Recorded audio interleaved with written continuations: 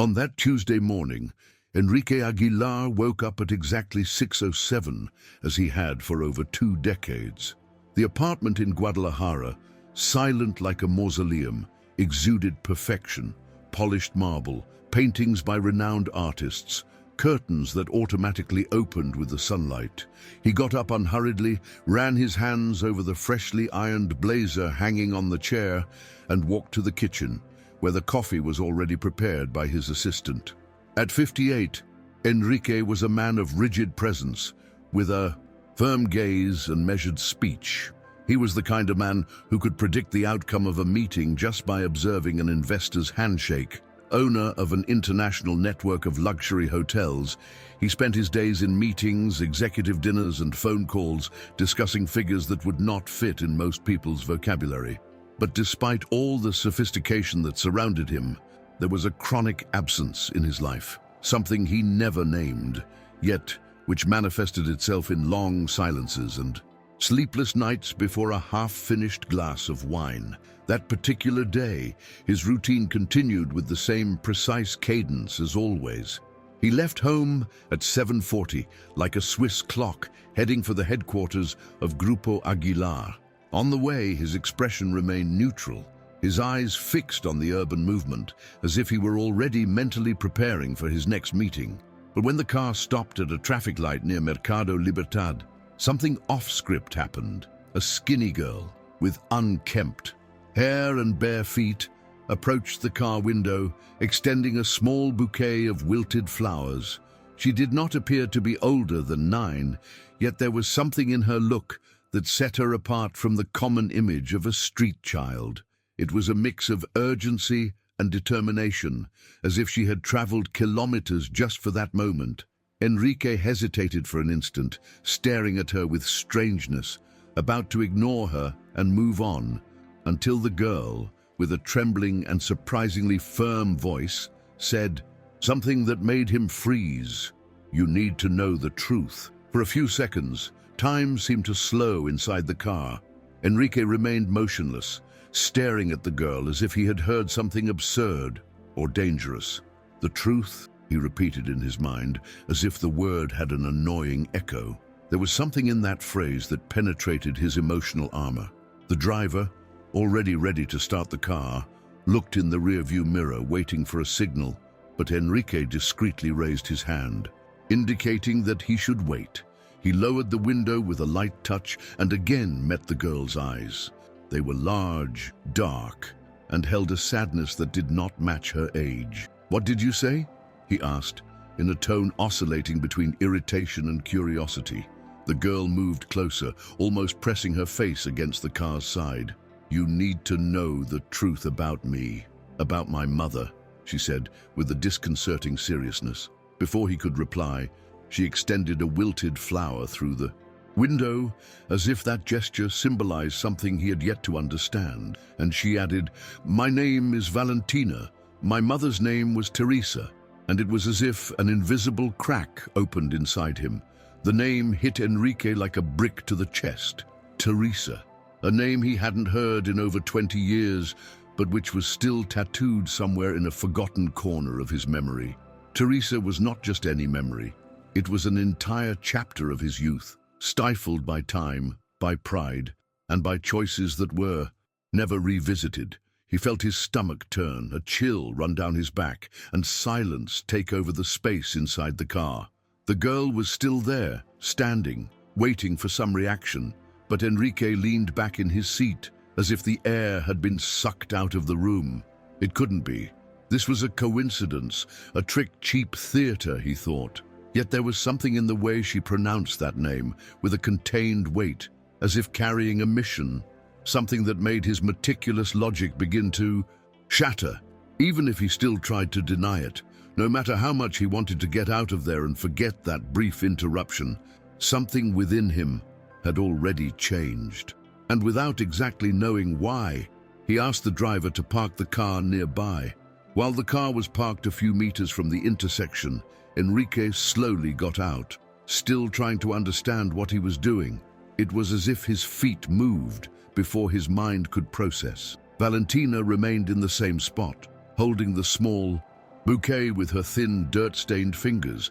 Upon seeing him approach, her eyes filled with something he could not name. Not joy nor relief, but perhaps a hint of contained hope. "You said your mother's name was Teresa. Teresa what?" he asked, his voice lower than he intended. The girl answered without hesitation. "Teresa Duarte." The world stopped for a second. The surname hit him hard, bringing back memories he believed had been swallowed by time. Secret afternoons in an old mansion, hastily written letters, laughter stifled by the urgency of a young and impetuous love. Teresa Duarte had been his first true love, but also the first abandonment he never allowed himself to process. She simply disappeared, and for years he had convinced himself that it was just another unresolved story, until now. "How do you know who I am?" he asked, trying to regain some control of the situation. Valentina took a yellowed envelope from her pocket, marked by time, and handed it to him. "She wrote this. For you."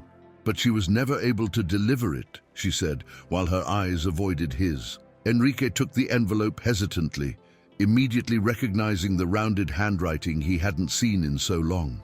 "My mother told me everything before she died. She said I needed to find you. She said you didn't know the truth." Enrique took a deep breath. The envelope seemed to weigh more than any $1 million contract he had ever held.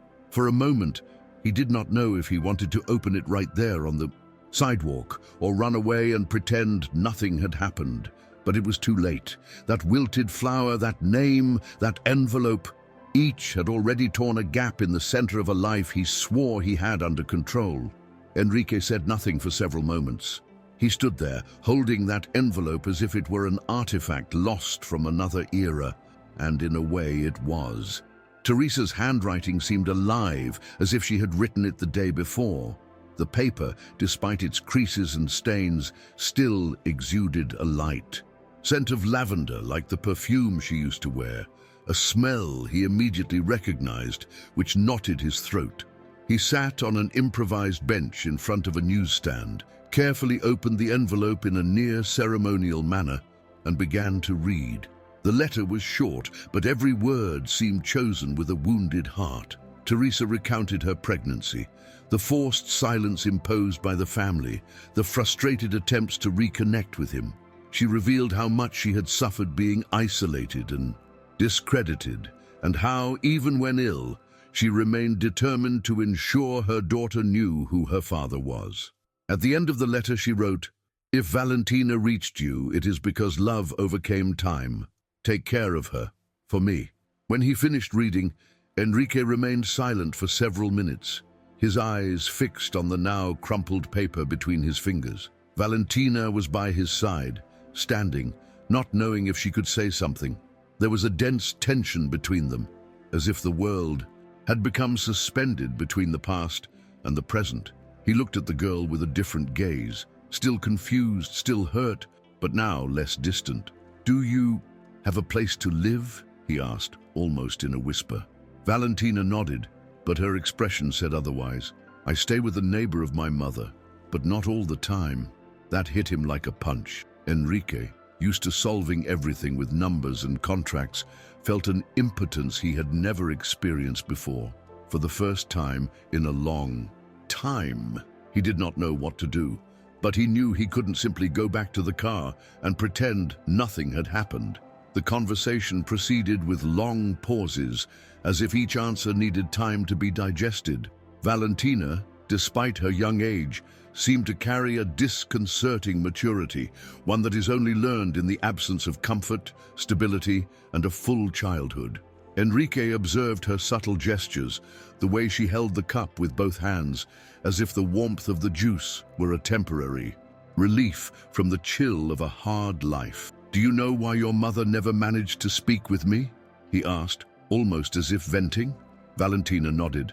"She said that your family didn't like her, that your mother sent her away.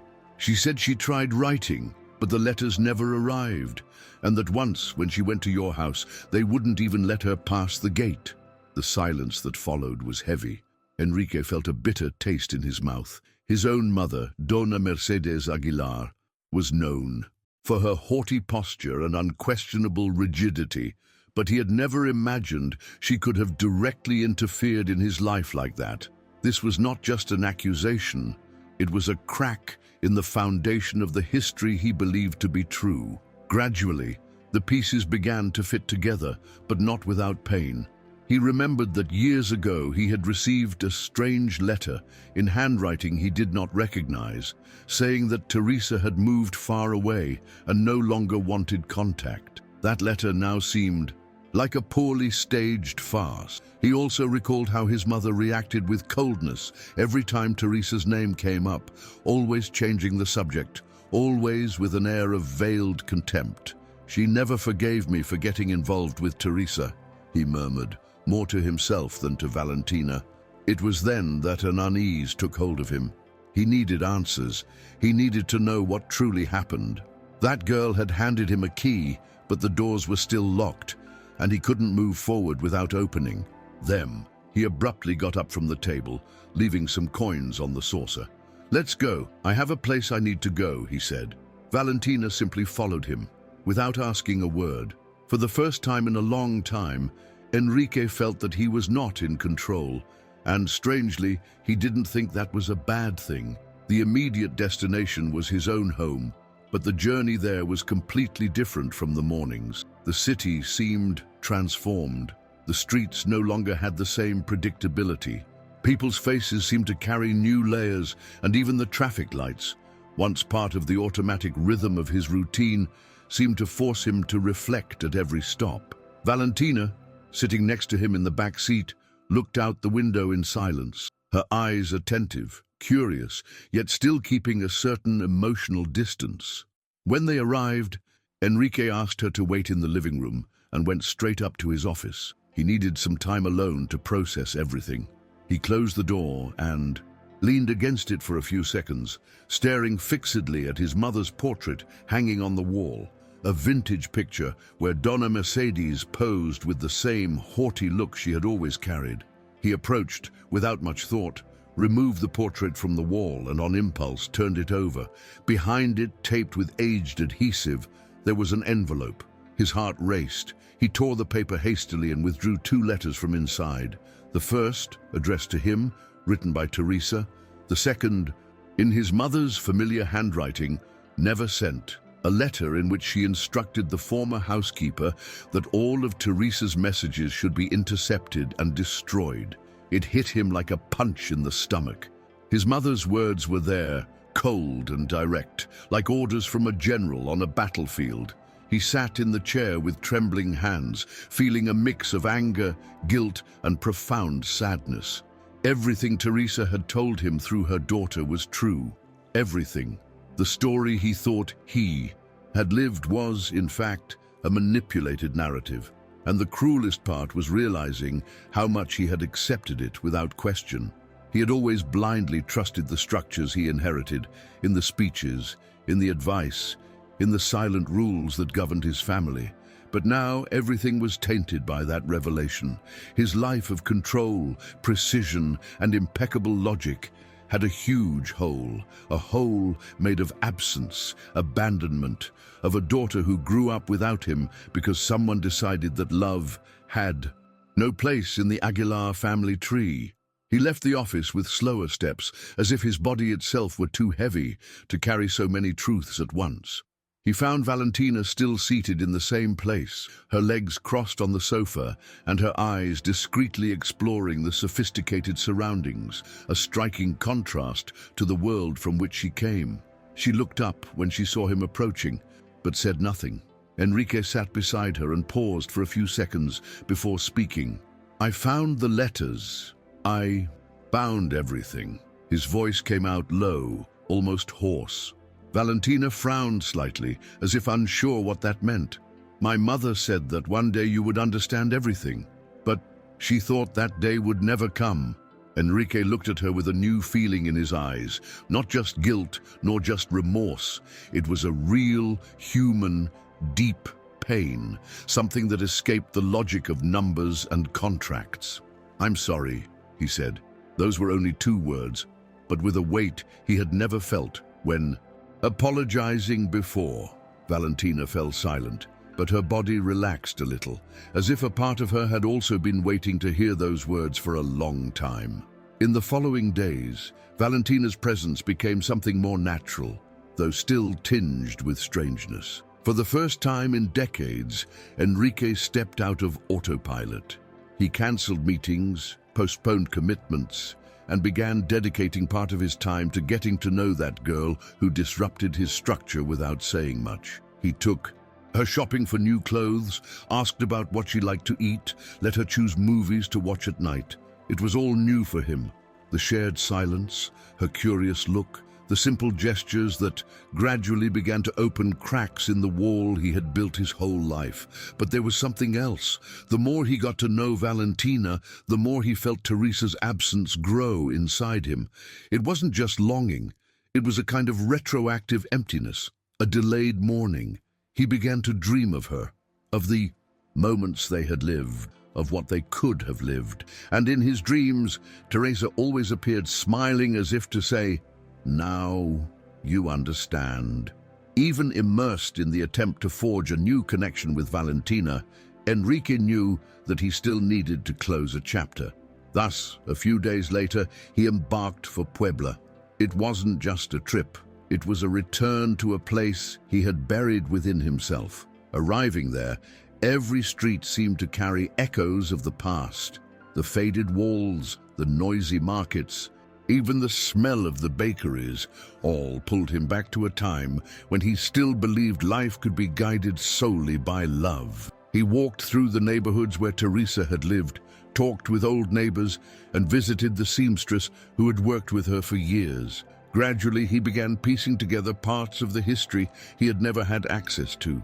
He heard accounts of the solitary pregnancy, the financial difficulties, the days when Teresa waited for letters that never arrived. A lady named Donna Luz, a former colleague in sewing, delivered the final blow to his stomach. She revealed that Teresa, even in her last days, still wrote letters to him, never sent, only kept in a shoebox. Enrique went to the house where Teresa had lived, now occupied by another family, and obtained permission to see her old room.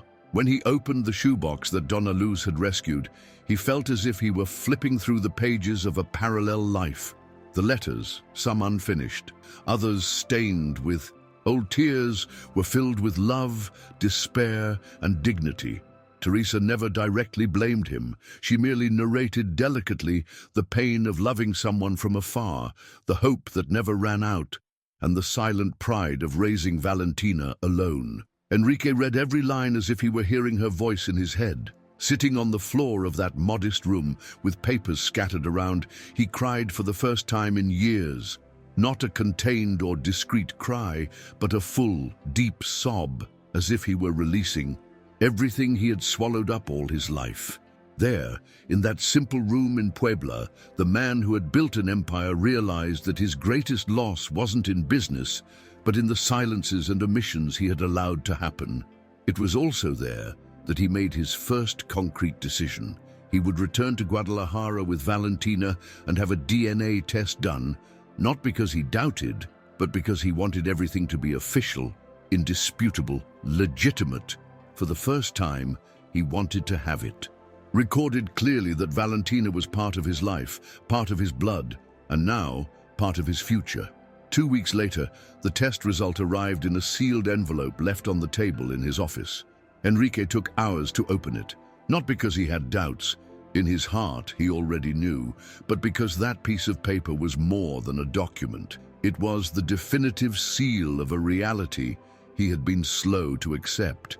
When he finally mustered the courage to tear open the seal and read the words, 99.9% compatibility, he felt a strange peace invade his chest. It was official. It was real. Valentina was his daughter, and as much as the realization had already hit him emotionally, it now also hit him in concrete terms. He carefully stored the report in a leather folder, as he did with his most important contracts. But unlike the corporate papers that filled his life, that document had no numbers, clauses, or penalties. It contained history, truth, and responsibility. He felt that, in a way, that moment marked the end of one cycle and the beginning of another. He looked at the old portrait of Teresa on his cell phone, taken from one of the letters, and whispered, "We did it." From that day on, things changed more profoundly. Enrique began to reorganize his life around something new, or rather someone new. Valentina started to visit the house more frequently, and the silences between them became less uncomfortable. They learned to communicate over time, with glances, with the small routines they created together. He picked her up from school, helped with her homework, and made clumsy weekend breakfasts. It was all new for him, but there was a sincere commitment in it. Sometimes he caught himself watching her sleep on the sofa after a movie or listening to her enthusiastically describe a book, and he felt a kind of pride he had never felt from any business achievement, a pride that came from within, raw and visceral. Enrique was discovering that being a father was not a role to be assumed. It was a slow, silent but powerful transformation, and while building that bond, he began to notice another crack opening before him, this time in the place where he had always felt safe, his company. The first sign came subtly, almost imperceptibly. A financial report with incoherent numbers, an investment approved without his consent, an email with a signature he did not recognize. Enrique, as methodical as he always was, began to suspect, and the more he dug, the more the dirt surfaced. He called his trusted accountant, reviewed old balance sheets, cross-referenced data, and then, like a wound that suddenly opens, the truth was laid bare. His cousin and business partner, Luis, had been embezzling company funds for years. Large amounts, masked transfers, phantom contracts. The betrayal was brutal, not only because of the millions lost, but because of the family bond and the trust he had placed. Luis was almost like a brother, someone who had grown up by his side, sharing the first risks and the first profits. Realizing that the person he most trusted professionally was systematically stealing from him was like receiving a double blow, to his pocket and to his soul. Enrique called an emergency meeting where he presented everything with documents, screenshots, and irrefutable evidence. The coldness with which Luis tried to defend himself only increased the discomfort. He talked about misunderstandings, accounting reorganizations, occasional errors. But Enrique was no longer the man of before, the one who accepted explanations without looking anyone in the eyes, who preferred to avoid confrontations to maintain order. Now, something firmer, something more pulsating, was within him. He stood up in the middle of the meeting, looked directly at his cousin and said, without changing his tone, "You are out. Not only from the company, you are out of my life." The room fell silent. No one dared intervene. And there, Enrique began another process, this time legal. He filed lawsuits to recover part of what had been embezzled and initiated a complete restructuring of the company. For the first time, he felt that he was breaking the rotten foundations of an empire he had built with such care, but which, inside, was rotted by poisoned family dynamics. And amid that corporate chaos, it was Valentina who held his gaze and gave him the direction he didn't know he needed. It was on a particularly difficult night, after hours spent dealing with lawyers and exhausting meetings, that Enrique arrived home exhausted, his face marked by a fatigue that no fortune could hide. He threw his folder onto the sofa, loosened his tie, and sank into the living room armchair. Valentina was in the hallway, holding a notebook, watching him silently. He didn't notice immediately, but she slowly approached and sat on the floor in front of him. "Today, you look like someone who fought with the whole world," she said, in that light way only. "Children have." Enrique let out a brief, tired but genuine laugh. "I think I really did fight," he replied. She opened her notebook and began showing some drawings, scenes of their daily life together. Both of them at breakfast, going to the park, watching a movie. Simple drawings with vibrant colors and childish lines, but that carried more truth than any report he had read that day. "I made these for when you're angry or sad," to remind you that there is still something good inside here." Enrique fell silent, looking at each page as if he were seeing his own life told in a purer, more honest way than he had ever been able to perceive. At that moment, something inside him reorganized. Perhaps it was the way Valentina saw him, not as a powerful businessman, but as someone who made clumsy porridge, who drove while singing old songs, who fumbled with school assignments, but who tried. That effort, that imperfect and human presence, seemed to matter more to her than any perfect achievement. And it was then that Enrique began to understand that perhaps most of his life he had strived to be impeccable, when what really mattered was to be whole. He began dedicating more time to the little things, picking up Valentina from school every day, insisting on preparing dinner with her, and even venturing to participate in school meetings, something he would have previously delegated to any assistant. And the more he immersed himself in real life, the further he distanced himself from the performative, rigid life that had once surrounded him. It was during that silent reconstruction process that an idea began to gain strength in Enrique's mind. Something that at first seemed like a timid wish became a purpose.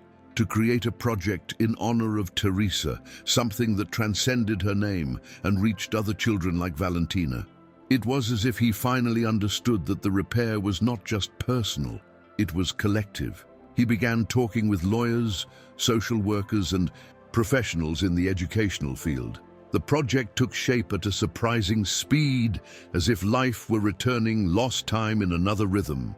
Thus, Fundación Teresa was born, a center for shelter, education, and dignity for street children. The first unit was set up in an old mansion in downtown Guadalajara, carefully renovated to preserve the city's memory, but adapted to be a welcoming, functional, and lively space. Enrique monitored everything closely, from the choice of furniture to the details of the activities. He was no longer the businessman who delegated. He was the man who insisted on getting his hands dirty, on listening to the stories, on learning from every child who crossed those doors. At the inauguration, the mansion was packed. Local authorities, project partners, volunteers, and most importantly, dozens of children were present. Enrique, dressed simply, without a tie or corporate posture, walked among them as if he were at home. And perhaps he truly was. For the first time, Valentina stayed by his side the entire time, proudly holding his hand tightly. When he stepped onto the small improvised stage to thank everyone, his voice trembled at first, but soon found its tone. This foundation bears the name of someone who taught me that love is not measured by the time lived, but by the intensity with which it remains, even when life tries to extinguish it. And that is why, from today on, every child who enters these doors will have a name, a story, a future. The audience applauded, but what lingered in the air was not the speech, it was the emotional silence that followed, the kind of silence that only appears when the truth finds its place. And at that moment, Enrique felt that he was finally honoring Teresa's memory in the noblest way possible. Over the following months, Fundación Teresa became more than a social project. It turned into an extension of Enrique's own soul. He woke up early, frequently visited the center, learned the children's names, asked about their drawings, their school grades, their dreams. He learned day by day that presence was worth more than any donation, that sitting on the floor with a child to listen to a venting was a value that could never be captured in spreadsheets. His old business colleagues looked at him strangely. Some silently judged him. Others asked if he was all right, insinuating that he might be going through some late emotional crisis. But Enrique no longer cared. For the first time, he didn't need the validation of the corporate world. He had discovered a new meaning for living, a meaning that did not fit in headlines, but filled all the empty spaces he had never known existed. Valentina, for her part, blossomed visibly. The once cautious and silent girl now smiled more often, asked questions about the world, planned trips, and dreamed big. And he made sure to follow every little step of that blossoming. as if he were watching life bloom for the second time. Yet not everything was light. There were still difficult nights, old ghosts that came knocking, memories that surfaced at the most unexpected moments. Enrique discovered that pain does not disappear. It settles, shifts, but every now and then shows signs that it is still there. Sometimes it was a song on the radio that made him remember Teresa. Other times it was a scent in the Foundation's corridor that transported him back to that modest room in Puebla. There were also silent doubts. Would he have been a good father if he had been present from the start?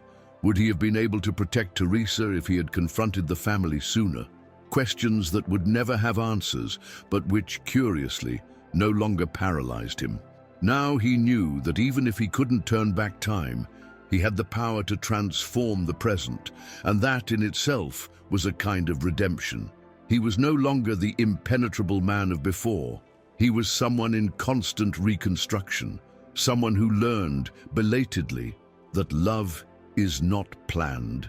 It simply happens and changes everything.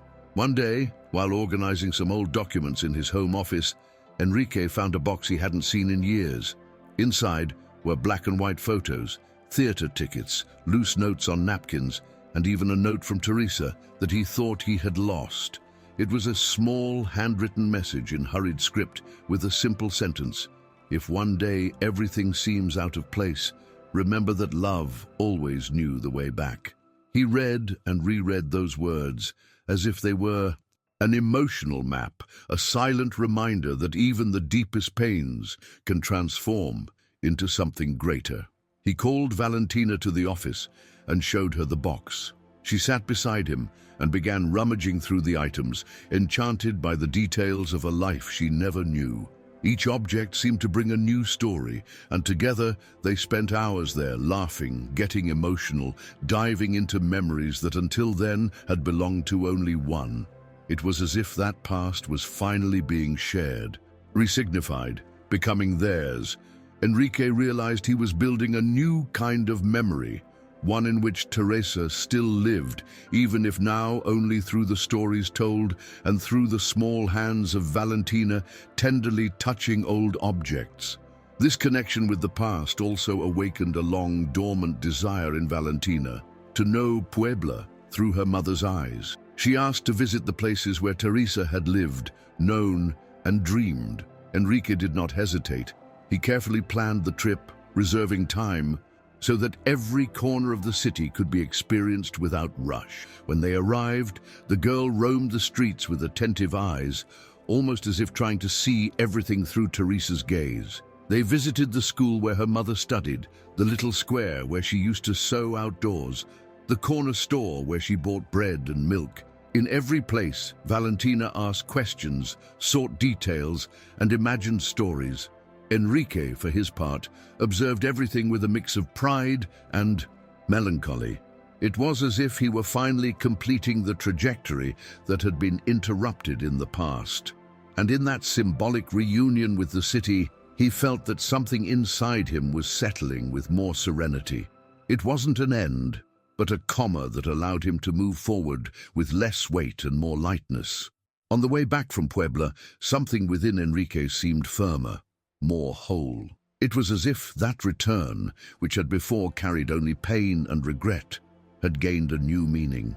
Back in Guadalajara, he decided it was time to do something he had been putting off: visit Teresa's grave. For some reason, he had never had the courage to go there, perhaps out of fear of what he would feel, perhaps out of shame for the lost time.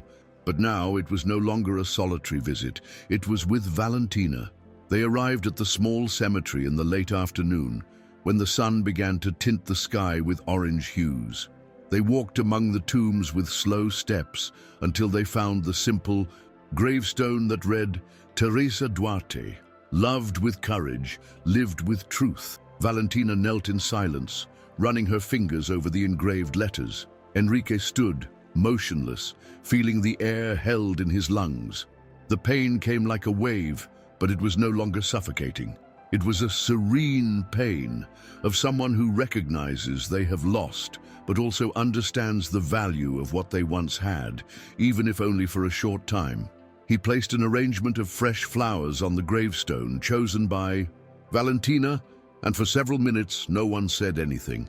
Then, as if speaking to Teresa, he murmured, "I took my time, but I got here, and she is well, I promise." Valentina squeezed his hand tightly, as if confirming those words. It was a silent, intimate moment, but profoundly transformative. There was no audience, no speeches, no records, just two hearts marked by time, finding peace in a simple gesture. On the way out of the cemetery, Valentina said she wanted to come back there from time to time, just to talk with Mommy. Enrique smiled, moved, and nodded. He knew those visits would be more than rituals. They would be bridges between the past, present, and future.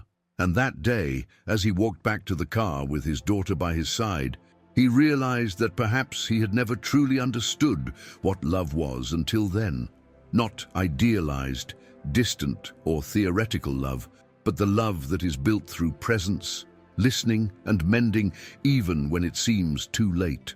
From that moment on, Enrique began to make decisions with greater clarity about the direction of his own life. He started delegating functions in the company definitively, opening space for new managers to take over daily operations.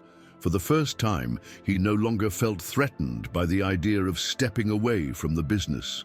On the contrary, there was a sense of relief. He discovered that by letting go of absolute control, he gained time, presence, and purpose. He used this newfound availability to expand. Fundación Teresa. He formed partnerships with schools, universities, and cultural institutions, expanding the services offered to include art workshops, tutoring, and psychological support. But more than structure, Enrique offered presence. He was there daily, even when he didn't have to be. Gradually, he became a reference for other families, other entrepreneurs who began to see in the project something beyond charity. They saw humanity. And that was exactly what he wanted, to show that an empire can also be built with affection. One afternoon, while attending a painting workshop, one of the children approached him with a piece of paper in hand.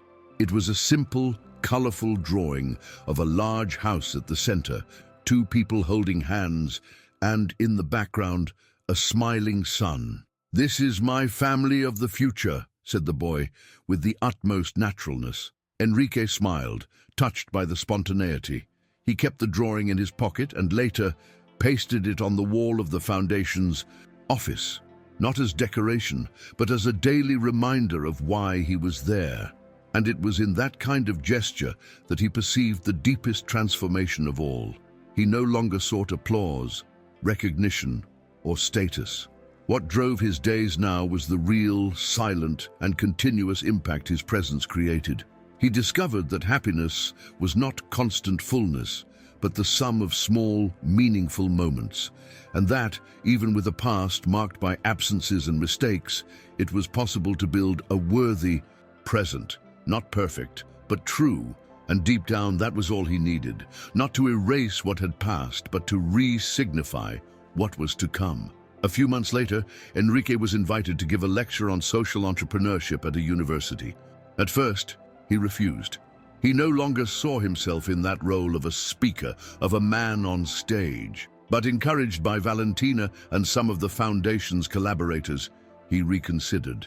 On the night of the event, the auditorium was packed. They expected to hear the technical speech of a successful businessman, perhaps management formulas or investment advice. But what they received was something completely different. Enrique went on stage holding that old envelope, the same one Valentina had given him on the first day, and began his talk by telling that story. He spoke about Teresa, about the girl with urgent eyes, about the lost letters, about the reunion with life. He spoke about pain, guilt, choices, but he also spoke about love, transformation, and purpose.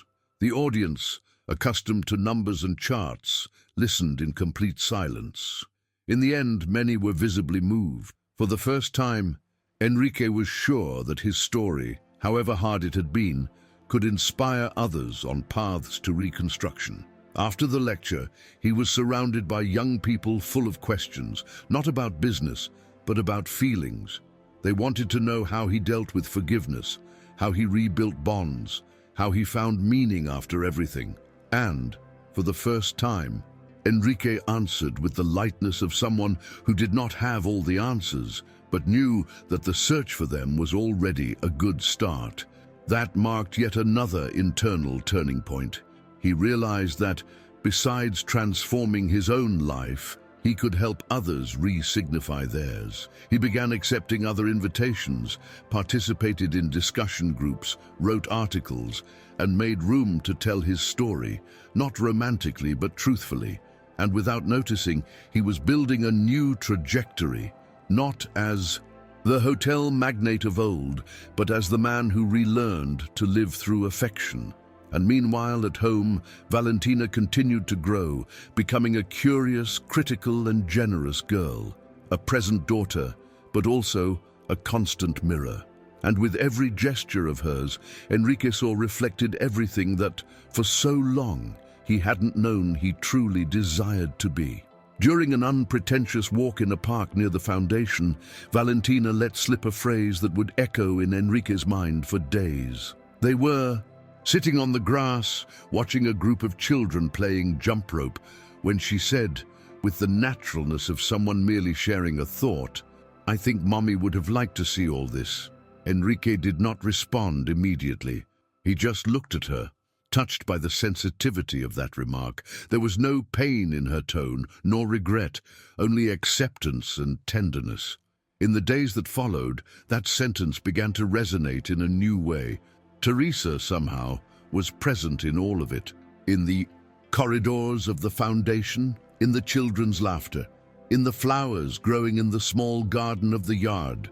Enrique began to realize that honoring Teresa was not only about keeping the foundation alive, it was about keeping alive everything she represented: delicacy, courage, care for others. That is why he decided to create something even more concrete in her honor. A cultural space within the foundation itself, with its own name, Sala Teresa Duarte. A place with books, art workshops, music, and storytelling. A place where all children could dream big, even those from places where dreams are usually stifled. The inauguration of the room was simple, but symbolic. Valentina cut the red ribbon with a discreet smile, and Enrique gave a brief speech, his eyes glistening. He simply said that this was a space to remind us that life can be kinder, even when it starts off difficult. On the wall, they hung a photo of Teresa, one of the few that remained, next to a plaque with a sentence, taken from one of the letters, "Love, when it is true, always finds a way to remain." The impact of the room was immediate. The children adored the space, the books passed from hand to hand, and the workshops were always full. And every time Enrique passed by, he felt a kind of internal reconciliation, as if every story told in that space helped sew together a little of the history that he and Teresa had never been able to live. It was, in a way to continue loving, and it was also a way to teach Valentina that no love needs to be buried. It just needs a place to keep existing. Over time, Enrique realized that he also needed to revisit his own roots in another way. He decided to return to the old Aguilar family house, now unoccupied and in a state of abandonment for years. It was an imposing mansion, with high windows and architectural details that seemed to resist time only out of pride. Walking through those corridors was like opening drawers that had been locked for decades. The house still carried the old scent of waxed wood, the furniture covered with sheets, family portraits gathering dust. When he went up to the old room of his youth, he felt a tightness in his chest. There were remnants of who he had been before everything fell apart. He rummaged through boxes, found old notebooks, magazines with annotations in the margins, even an old Walkman with cassette tapes marked with Teresa's name. When he put on the headphones, he was surprised by a forgotten recording. It was Teresa's voice, laughing, singing a silly song they used to listen to together. It dismantled him. He sat on the floor with his eyes closed, listening to that muffled sound, and for a few minutes he felt as if she were there again, alive, close, present. That same day, he made another definitive decision. He would sell the old family house and reinvest all the money into the expansion of the foundation. He no longer needed to keep that space as a symbol of something that deep down had never been welcoming. He decided to transform that emotional inheritance into something useful, something that truly generated real shelter. And for the first time, he felt that he was closing a cycle with dignity. Not with bitterness, not with revolt, but with clarity. He even went to the notary's office in person, signed the papers, and made the formal donation. And when he left, he no longer felt like an heir to the Aguilar family. He felt like the creator of something new, something that came from pain, but blossomed into potential. When he told Valentina, she hugged him tightly and said, "I think now we have our own story." And he smiled, because it was true. For the first time, everything they were building did not come from an inherited legacy, but from choices made with the heart. Life went on with new colors, but without losing the marks of what was. Enrique, now with grayer hair and an even calmer gaze, remained present at the foundation, though without the same operational intensity as before. He had built a solid team made up of people who truly believed in the project's purpose. Valentina, already a teenager, began to take a more active role in decisions. She attended meetings, voiced her opinions on projects, and showed interest in everything related to education, childhood, and social impact. Enrique observed this movement with a quiet pride, one that need not be spoken aloud. Sometimes, in silence, he imagined how Teresa would have reacted to seeing her daughter taking that path, and he liked to think that wherever she was, she would be smiling. Gradually, he prepared Valentina to someday assume the leadership role of the foundation, but without hurry, without pressure. He wanted everything to happen in due time, naturally. He knew that the best legacy was not early responsibility, but love for the purpose. It was on a rainy afternoon that, for the first time, Valentina spoke about the future with a different sparkle in her eyes. They were having coffee on the veranda, watching the rain fall over the foundation's garden, when she remarked, "Dad, I want to study social work." Enrique looked at her with surprise and admiration. "I want to better understand everything we do. I want to be able to help with more preparation, with more knowledge." He simply nodded, moved with that lump in his throat that only truly important moments cause. Her choice was not just an academic decision. It was confirmation that everything he had built was, in fact, taking root. It was the kind of continuity that is not imposed. It simply happens when the soil is fertile and the care is real. And at that moment, looking at the daughter who once appeared with a wilted flower in her hands, Enrique felt that everything made sense. He no longer needed to search for justifications for the past. All he needed now was to keep nourishing the present and let the future bloom in the most beautiful way life can. A few months later, during an internal foundation event, Valentina was invited to give a short speech to present a new wing dedicated to the professional training of teenagers. She hesitated at first, saying she wasn't used to microphones, that she got nervous speaking in public. But on the day, she took the stage with firm posture, a light voice, and content that touched everyone present. She spoke about her story, about her mother, about the day she handed wilted flowers to a stranger, and how, in that simple gesture, everything began to change. That day wasn't just the beginning of a new life for me, it was also the beginning of a new life for him. And together, we built something neither of us ever imagined. Enrique, sitting in the first row, listened with glistening eyes.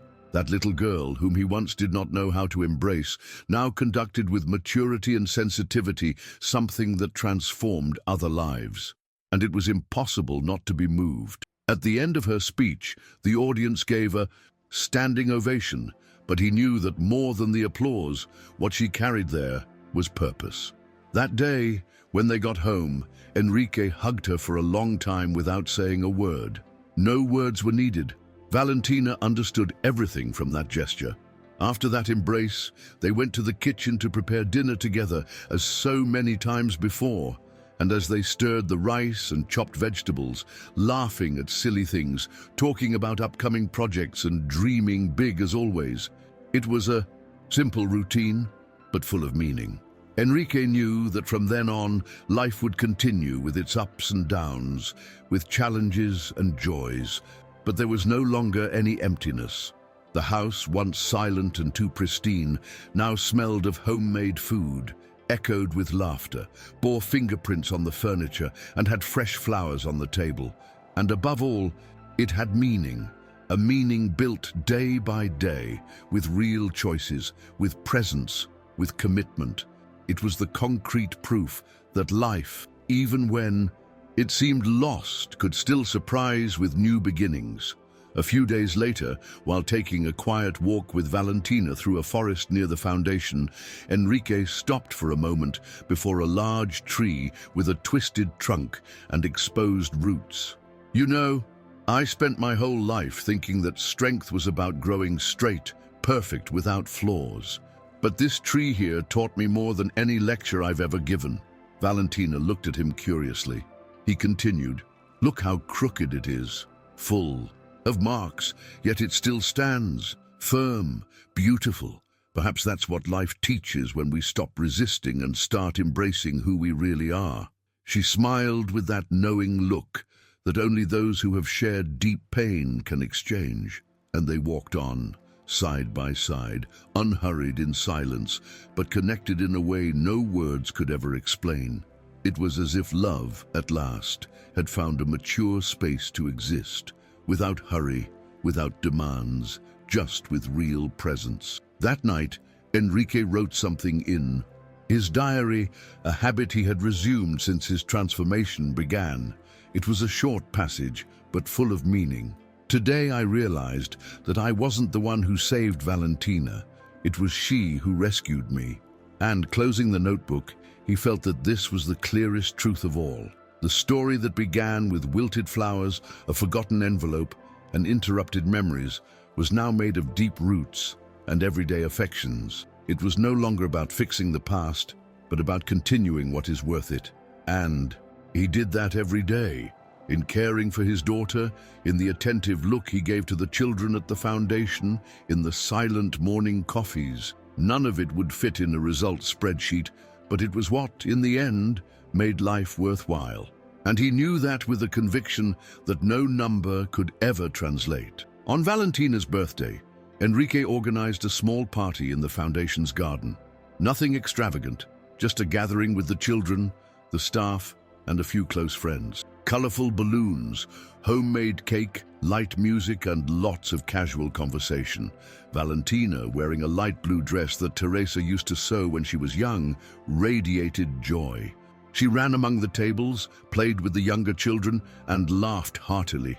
Enrique observed everything from a distance, leaning on one of the veranda's columns, his eyes moist and his chest full. It was impossible not to remember the first time he saw her, with disheveled hair, bare feet, and a wilted flower in her hands. That same girl now grew before him as a symbol of everything it was worth facing. At the end of the party, before blowing out the candles, Valentina took the microphone and said, "I just want to thank my dad, because he gave me everything I never had. But more than that, he taught me what love is." Enrique couldn't hold back his tears, and he wasn't ashamed, because he had finally learned that emotion is not weakness. It is the truest language that exists. That night, after everyone had left, father and daughter sat again in the garden under the starry sky, with a blanket between their legs and 2 cups of tea in their hands.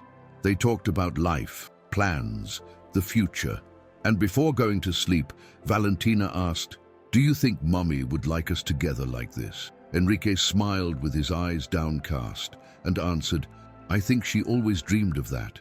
And at that moment, he felt that everything was finally in place. Not perfect, but true, whole, and possible. Life now made sense.